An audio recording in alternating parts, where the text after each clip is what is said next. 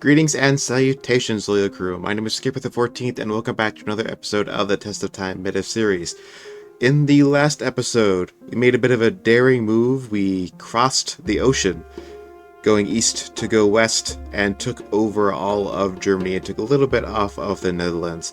And in this most definitely final episode of the series, we are going to continue going east to go west, and we're going to punch through the Netherlands and finally Portugal and end this game off. So let's continue with that. Yeah, most of these jet bomber improvements aren't very suited towards capturing cities and districts. They're more for fighting units. Yeah, let's do that. You can see defending it, defensive, then combat versus naval, then heal after attacking, then combat versus land, then yeah, so nothing against like city defenses. So it's probably better to just save those promotions for when we need a heal.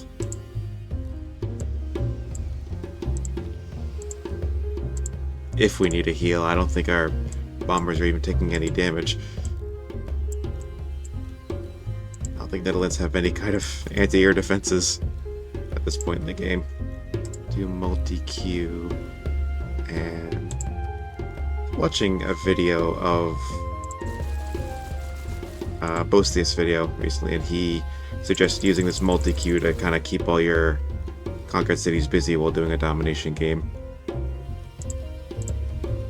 Just kind of load them up with projects or buildings, just so you're not like being distracted every turn giving orders, pushing through whatever these cities got. Actually, no, I think we do want that guy to build a power plant. Oh no, he didn't really need it. Yeah, alright. See, he doesn't even have a district to do projects with, so I'll just get some expensive buildings to build instead. But that'll keep all those cities occupied long enough. I doubt those guys will make it towards the front by the time the war's over, but it's really anywhere we need to put this guy. I guess we can spy on Portugal for a little bit. Art. Not like it really matters, but here we go. We have a giant death robot. Now, okay, we can airlift these guys, but I don't think I have any any aerodromes over here. And I don't have any of the governor promotions that will allow us to get one instantly by buying it. Like two cities that have any free district slots would... Actually, mines could build an aerodrome pretty quickly. I think this guy would take more than 4 turns to walk all the way over there, so just have him sit tight.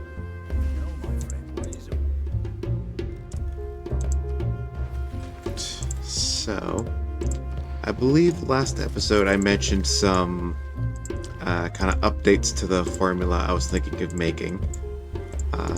You'll see more what I mean when the next series starts next year, but I will kind of give a little bit of a spoiler, I guess, and say that the upload schedule is going to change away from once a week, is my point. It's going to be a little bit less frequent than that, and not in the way that it's been recently, where I've been just like kind of uploading them when they're done,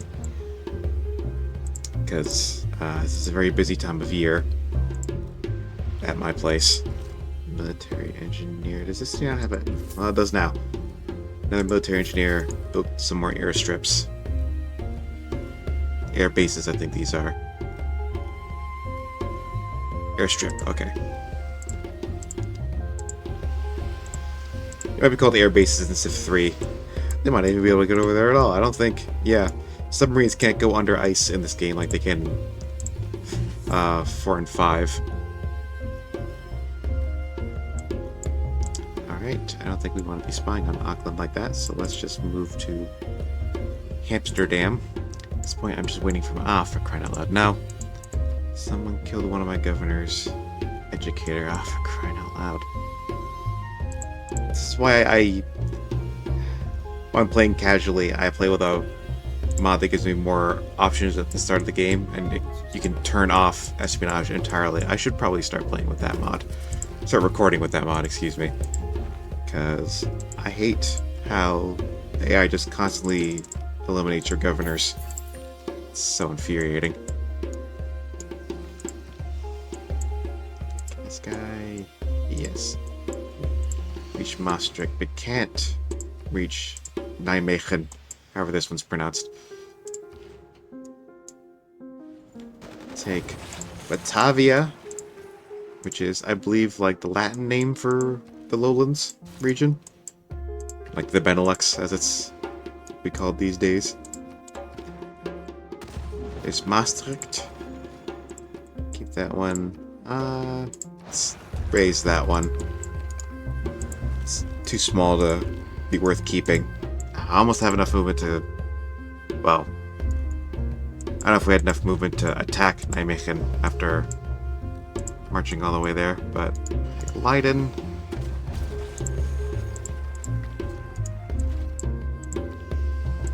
now we got vision over Groningen.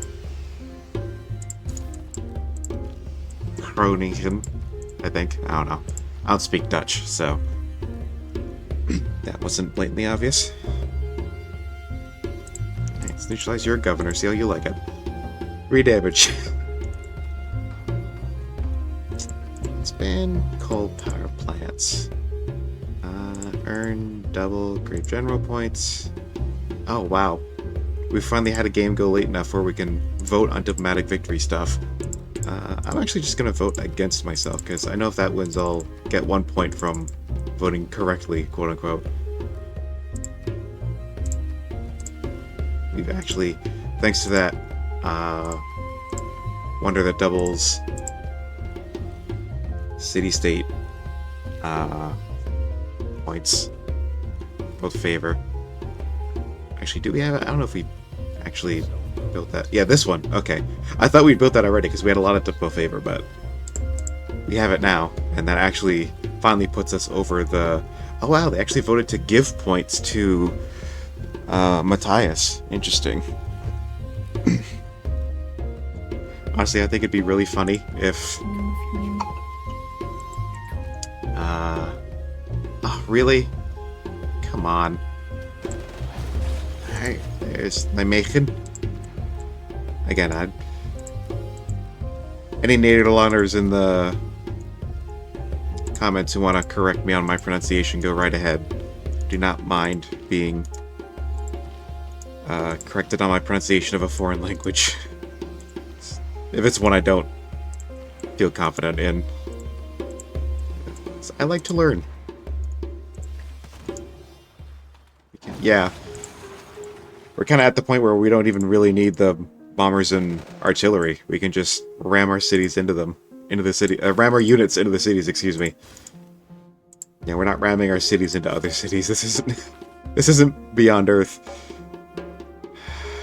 Alright. Yeah, I don't think it really matters what we pick at this point. Let's just pick some random crap, I guess. Levy city-states, sure. Why not? There we go. There's Rotterdam. Yeah, we'll keep it. Alright, you have an armory, so I can build another military engineer over here. Capturing cities so fast, we're kind of outstripping our ability to make the airstrips. Just move you into the city center. You as well. You guys just come back. You, I'm going to put in Jeddah. Where's Jeddah on this list? Closer up here. Yeah, it's the second city. I'm going to put you there and have you counter-spy. So that hopefully we don't lose the governor for like an 80th time. However many times they've neutralized that governor. I didn't realize I had 2 spies in Amsterdam. I just realized I had one doing recruit partisans and another one that was, I think, damaging a industrial zone or something. Bomb on Amsterdam.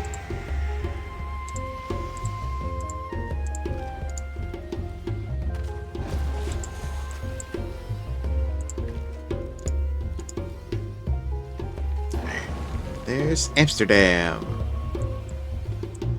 Oh wow, that converted that city all the way over here. In 40 turns. Yeah, we'll keep these cities. Especially Amsterdam, because I physically cannot raise it, because it's an original capital city. So... actually, repair under defenses first. Do I want to let Netherlands live? Yeah, I think I might, because then I can get my spy back. Yeah, alright. We've unlocked all the governments. Not like we really need any of them other than the one that we're in right now. And I'm gonna wait a little bit before I declare war on Portugal, just so I can have more of my units in position. I'm gonna remove that farm and replace it with an airstrip. It should hopefully give us the range we need to start bombing Portugal. Where else do I have a governor established? Aden. Yes. And former Maori capital. You just counter-spy in... So you counter-spy in the commercial hub so you can hit all of these districts at once. You're one capital away from winning the game. Realistically, you just need to take like these 3 cities in order to get there. Let these guys heal up a little bit.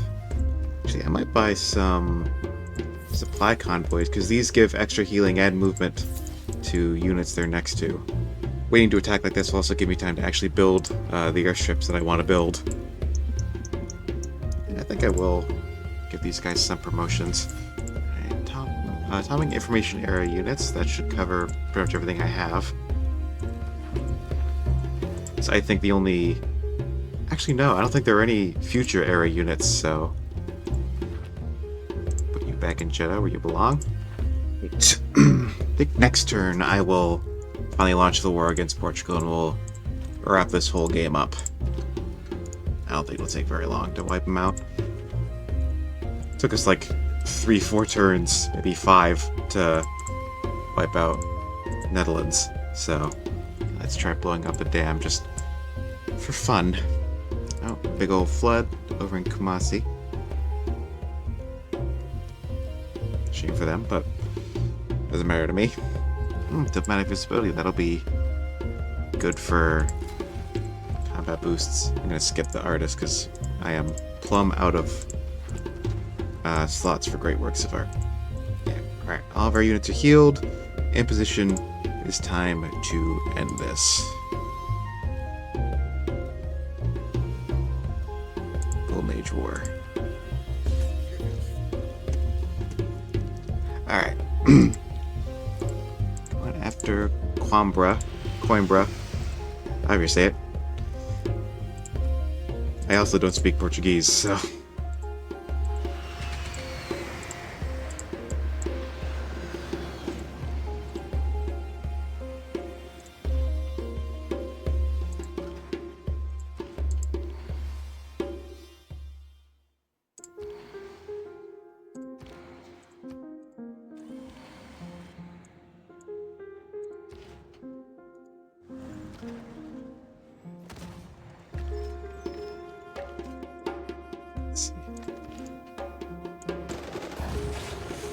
There's Coimbra?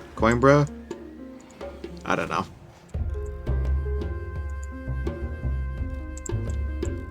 Yeah, so we do need to soften up the city defenses a little bit. Because just ramming our tanks into the city here isn't doing much.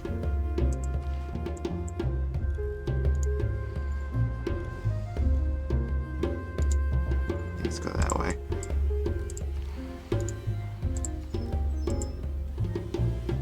That city's pretty tough. It's taking quite a battering. Rogering, I don't know.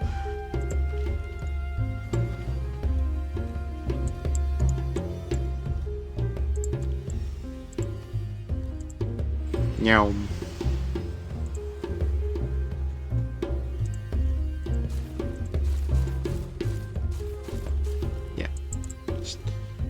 Start building shit. Wow. He's doing basically nothing to us. As one might expect. He's got cuirassiers and field cannons against, modern armor and machine guns.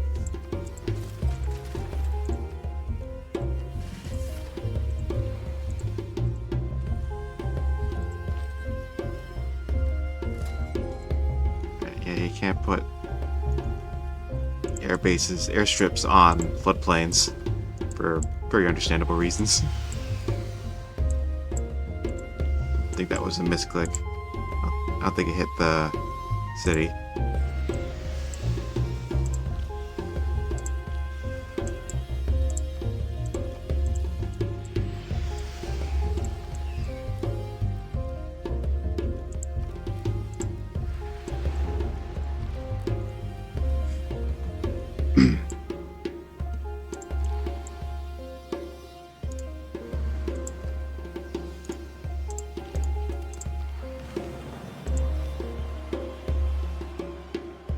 Nope, he's got battleships. Correction, he had battleships.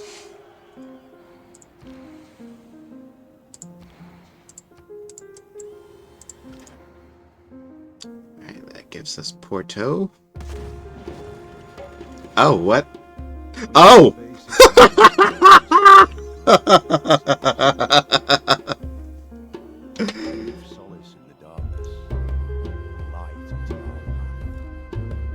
Okay then.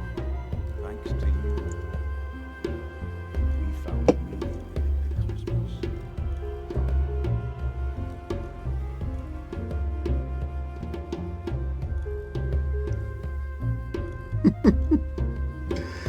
Oh my god.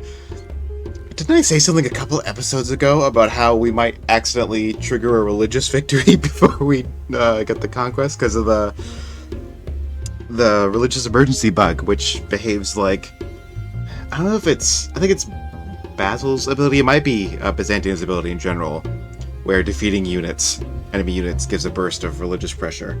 Yeah, it might just be Basil, but we'll find out when we do the Byzantium series. But yeah, so hey, a victory is a victory, and we actually got to see the religious victory screen. Because, yeah, like I was saying at the beginning of the series, I didn't really want to do like a traditional religious victory, because it just involves cranking out a bunch of religious units and giving them the same 2 or 3 promotions, giving them debater and then proselytizer and then translator, I think it is. Like, those are the only 3 you need for religious victory, and then just going to town. So yeah, so we got one. We technically did get a religious victory, thanks to a glitch that has yet to be resolved. So hey, I'll take it. It's not a domination victory we were going for, but like I said, a victory is a victory. So yeah, that was a lot of fun. I really like combat in Civ 6. It's probably my favorite out of the 4 to do war in. I like 5 a lot too. I just like the kind of one unit per tile style. I know quite a lot of like older Civ fans prefer the death stacks, but I find the death stacks just kind of like uninteresting. Like, your army comp does still matter. At least in Civ 4, your armor comp does still matter. Like, you usually want a whole bunch of, but like, I don't know, I'm not gonna get too much into it. Yeah, I like the combat in 6, I like the combat in 5. I'm okay with the combat in 4, and the combat in 3 is just kind of whatever. And yeah, the series as a whole, Arabia, not really the best Civ in any of the games. Like, they're not bad in any of the games either. They're probably at their weakest in Civ 4, because their traits are just kind of mid, and their unique unit is kind of mid, and their unique building is pretty mid.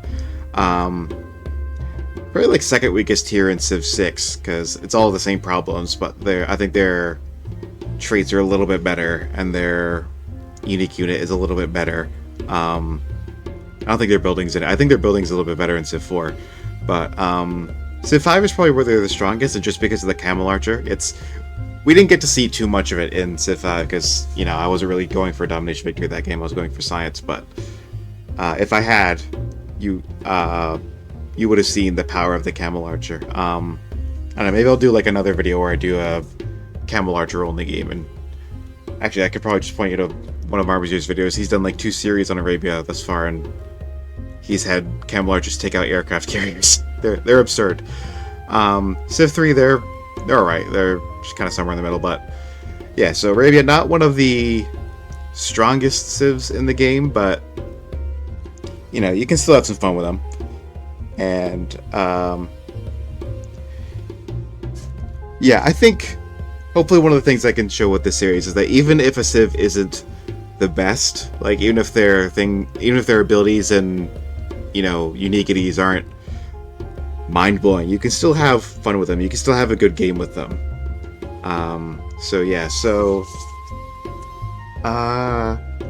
Yeah, I kind of want to have next year's updates be a little bit of a surprise, and I also just want to say it out loud so you know what to expect.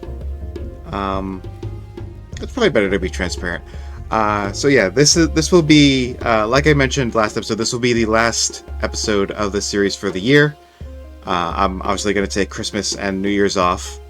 And I'm going to start working on the next series. Once we spin the wheel of destiny to figure out who we'll be playing as next time, I will start working on I might start working on the videos before next year, but the next video won't get posted till next year.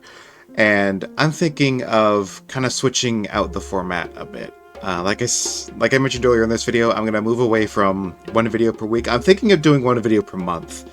And instead of doing multiple episodes per series, like per game, I'm going to have one kind of big mega episode for each game in the series. So the entire playthrough of Civ 3 will be one mega edited condensed video instead of a series of lightly edited episodes, with a bit more of a scripted narration. Partly because I kind of want to motivate myself to do put more effort into the videos. I also just want to make the videos better in general, and also I believe I do better.